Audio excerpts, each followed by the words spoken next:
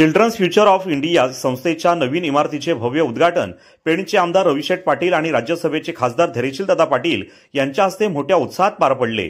हा सोहळा केवळ एका इमारतीच्या उद्घाटनापुरता मर्यादित न राहता समाजातील गरजू आणि होतकरू विद्यार्थ्यांच्या उज्ज्वल भविष्यासाठी एक महत्त्वपूर्ण पाऊल ठरणार आहे। चिल्ड्रन्स फ्युचर ऑफ इंडिया ही संस्था गेल्या अनेक वर्षांपासून समाजासाठी कार्यरत असून विशेषतः गरजू विद्यार्थ्यांसाठी शिक्षणाची जबाबदारी स्वीकारणे हे संस्थेचे प्रमुख ध्येय आहे। केवळ पुस्तकांचे वाटप, शैक्षणिक फीचे सहाय्य एवढ्यापुरतेच कार्य मर्यादित न राहता या संस्थेच्या माध्यमातून विद्यार्थ्यांना मार्गदर्शन, करिअर काउन्सिलिंग आणि मानसिक पाठबळ देखील दिले जाते। या नवीन इमारत उद्घाटन प्रसंगी संस्थेच्या सहकार्यातून शिक्षण घेतलेल्या आणि भवितव्य उज्ज्वल घडवलेल्या विद्यार्थ्यांचा विशेष सन्मान मान्यवरांच्या हस्ते करण्यात आला।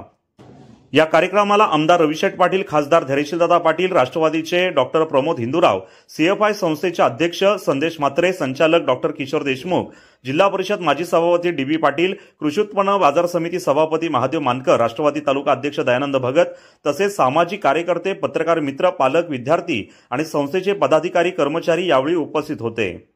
यावेळी आपल्या भाषणातून आमदार रविशेठ पाटील यांनी संस्थेच्या कार्याचे मनापासून कौतुक करताना सांगितले की समाजातील गरीब आणि मागास वर्गातील विद्यार्थ्यांना शिक्षणाची संधी मिळावी यासाठी अशा संस्थांची गरज आहे। ही संस्था केवळ इमारती उभी करत नाही तर स्वप्नांना आधार देते। अशा संस्थांना आपल्याला सहकार्य करणे गरजेचे आहे।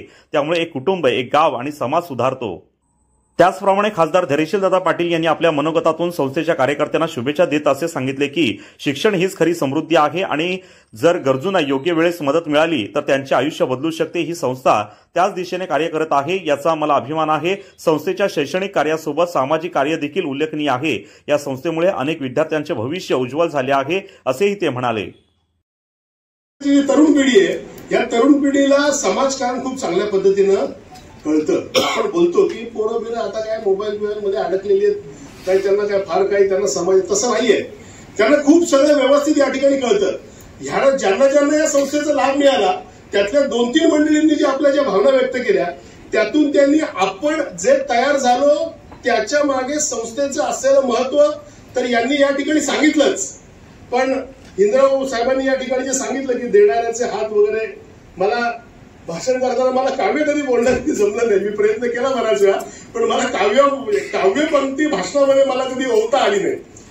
परंतु हे जे तुम्ही जे सांगितलं की देणाऱ्याच्या हाताच्या मागची असलेली भावना त्या मंडळींनी मनापासून या ठिकाणी स्वीकारलेली आहे। मला असं वाटतं की चांगले कलाकार तुम्ही तयार केलेत त्याबद्दल तुमचं अभिनंदन, चांगले अभियंता तुम्ही तयार केलेत त्याबद्दल अभिनंदन, चांगले डॉक्टर तुम्ही तयार केले त्याबद्दल अभिनंदन, चांगले ते मुंडेताई सारखी एक संस्था चालवणारी किंवा तिकडे कॉस्ट्युम इंडस्ट्रीमध्ये चांगलं काम करणारी तुम्ही मंडळी तयार केली त्याबद्दल तुमचं अभिनंदन। पण या तिघांच्याही भाषणामध्ये एक प्रगल्भ असा मला माणूस दिसला, तो माणूस घडवण्याचं काम तुम्ही मंडळींनी अत्यंत चांगल्या पद्धतीने केलं।